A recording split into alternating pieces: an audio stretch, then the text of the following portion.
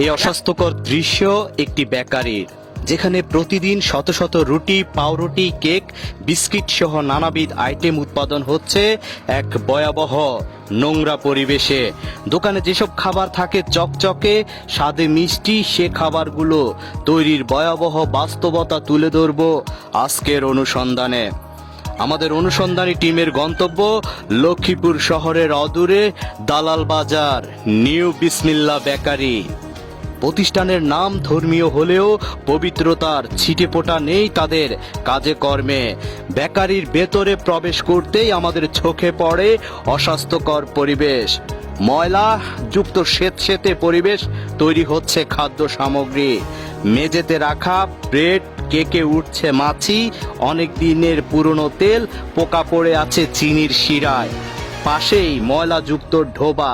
সব মিলিয়ে এ যেন এক খাদ্য উৎপাদনের কারখানার মরণ ফাঁদ। আমরা উৎপাদিত প্রোডাক্টে নজর দেই। বেশ কিছু প্রোডাক্টে উৎপাদনের তারিখ, মেয়াদ উত্তীর্ণের তারিখ কিছুই নেই। এই ভয়াবহ অবস্থায় কর্মচারীদের সাথে কথা বলার চেষ্টা করি, কিন্তু তারা কেউ কথা বলতে রাজি নন। তাদের উত্তর একটাই, মালিকের সাথে কথা বলুন। তাদের কাছ থেকে মালিকের নাম্বার নিয়ে যোগাযোগ করার চেষ্টা করি। যোগাযোগ করে দেখি তিনি আসল মালিক নন। এ যেন শস্যের মধ্যেই ভূত। আমরা আবার ফিরি সেই বেকারিতে। এবার সরাসরি আমাদের চোখে পড়ে উৎপাদন কার্য, যেখানে দেখা যায় নোংরা পরিবেশে খাদ্য সামগ্রী তৈরিতে ব্যস্ত কর্মচারীরা। খালি হাতে দেদারসে কাজ চলছে, শরীর থেকে ঘাম ঝরছে, সেই ন্যূনতম কোনো হাইজেনিক ব্যবস্থা নেই। এই অবস্থায় আমরা ম্যানেজার জুলহাস মিয়াকে পেয়ে যাই।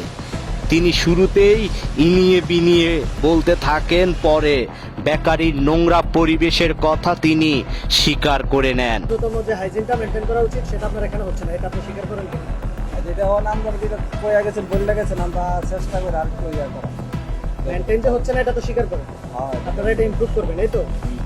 তার বক্তব্য শেষে আমরা আমাদের গন্তব্যে রওনা দিতে গেলেই তিনি আমাদের থামিয়ে দেন। টাকা পয়সা দিয়ে আমাদের ম্যানেজ করার চেষ্টা করেন।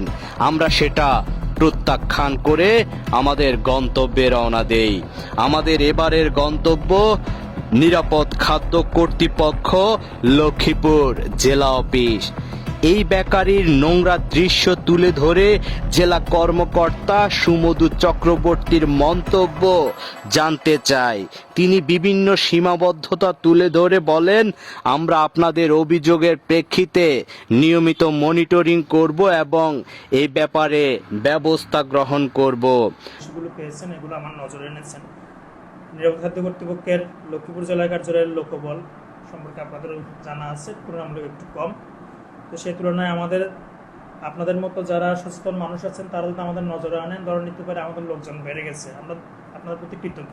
আপনাদের কথা দিচ্ছি যে হাইজিন সংক্রান্ত যে ইস্যুগুলো, যেসব খাদ্য প্রতিষ্ঠানের নামে আপনারা আমাদের কাছে অভিযোগ তুলেছেন, তাদের ওখানে যে নিয়মিত তদারকির পাশাপাশি যে স্পেশাল মনিটরিং করা হবে এবং আপনাদেরকে অবহিত করা হবে। আমরা মন্তব্য জানতে চেয়েছি জেলা ভোক্তা অধিকার সংরক্ষণ অধিদপ্তরের সহকারী পরিচালক মোহাম্মদ নূর হোসেনের। তিনি জানান, আমরা অভিযানে যাব, ফাইন্ডিংস গুলো বের করে তাদের জরিমানা করব। আমরা নিয়মিত তদারকি এবং ফলো আপ করব।